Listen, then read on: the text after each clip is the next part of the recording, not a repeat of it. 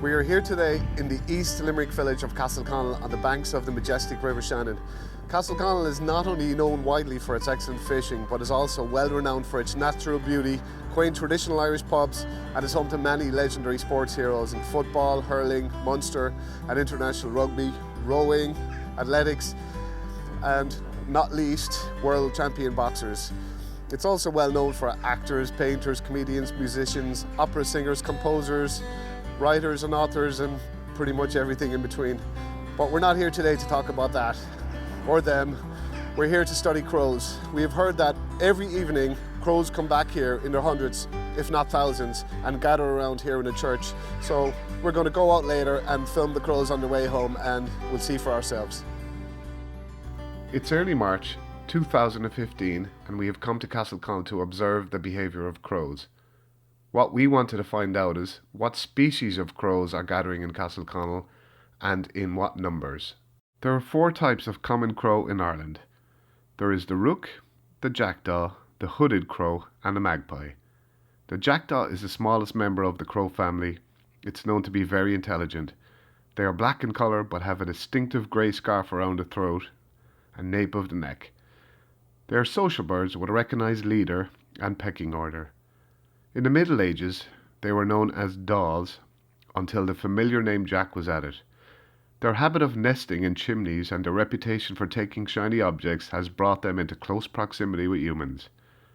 They are generally regarded as likeable rogues. Their scientific name is Corvus monedula spermologus, in Irish, cag. It was said that if jackdaws did not frequent a ruined castle or tower, then it was surely haunted. The arrival of a solitary jackdaw was taken as a portent of some approaching calamity. Also, a jackdaw falling down the chimney was a portent of bad luck. In the old days, they frequently built their nests in chimneys of houses. This was a nuisance, as at that time the kitchen fire had to be lit even in summer for cooking and boiling water. Today most houses have a cap to prevent them building there. The rook, or known by its scientific name Corvus frugiligus, or in Irish rúcach, is the second largest crow and is one of Ireland's best known birds. Highly intelligent, they live in communities called rookeries. Accompanied by their cousins, the jackdaws, they make an almighty clatter. In the morning as they head off for the day's foraging for food, they also make a lot of noise. Undoubtedly they communicate with each other. Often when I throw out crumbs to feed the sparrows, a rook lands nearby, cawing loudly to his companions to call them to the easy pickings. Rooks are entirely black with a dark blue metallic sheen. They have a greyish, white base to their strong bill. Rooks can pair for life and often stay together all year round. Rooks are a symbol of a long settled life. They can live up to 20 years. The building of a new rookery near a house was regarded as good fortune. Consequently, if a rookery near your home was abandoned, it was a bad omen, known as the curse of the crows. The birds that most of us know as crows are in fact rooks. Our other common crows are the jackdaws, smaller than the rooks with a grey sheen on their heads and a self-confident swagger. Then there are the hooded crows, also known as grey or scald crows, which, with their distinctive black and grey colouring, are quite easy to spot. Chalks are very uncommon crows, but very easy to recognise. They live along the north, west and south coasts, and have bright red bills and legs. The unpopular magpies are brilliantly coloured and omnipresent. Cheeky and vicious, they contrast with the shy jay, which is a woodland bird having an elegant brown-pink colour with a beautiful blue wing striped displays in flight. The following is an old folk tale about crows. There was an old crow long ago, and he made a nest. After a time all the young ones fledged except one, who remained with him. One day the old crow took the young one out into the field to teach him how to fly. When the young crow had learned to fly and was able to travel far, the old crow said, "I think you are able to fly anywhere now and make your living by yourself. Before you go, I want to give you a little advice that will protect you from danger, as it has protected me.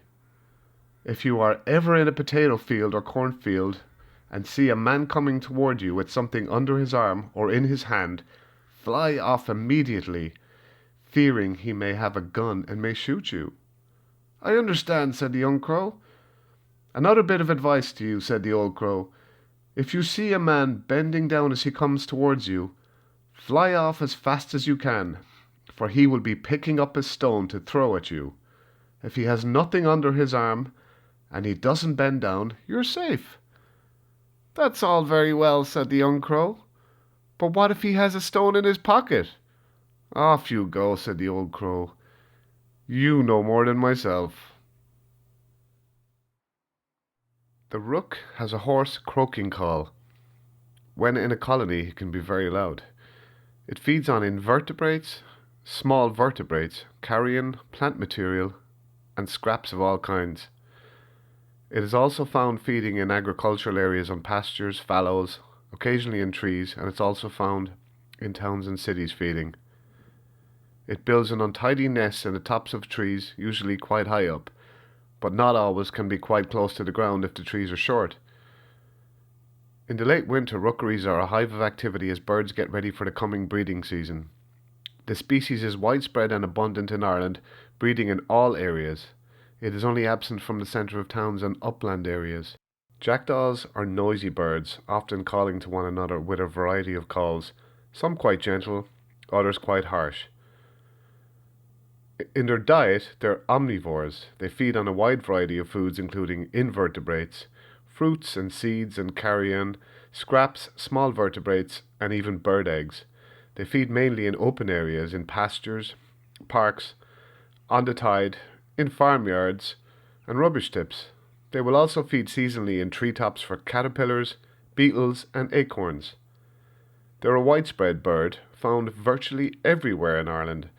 Only in mountainous areas of the west is it rare or even absent.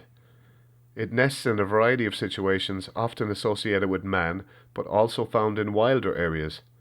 Nesting areas include coastal cliffs, abandoned houses, chimneys, and in tree holes, in woodland, parks, and gardens. In the winter, it forms large flocks when it can be found in the company of other species of crows, and especially rooks. It can be seen everywhere in Ireland. It's common in towns and cities as well as the countryside. We've heard the stories and the myths, we've investigated, we've observed. The curious crows of Castleconnell have come back in their hundreds, if not thousands today. This could well be the crow capital of Ireland.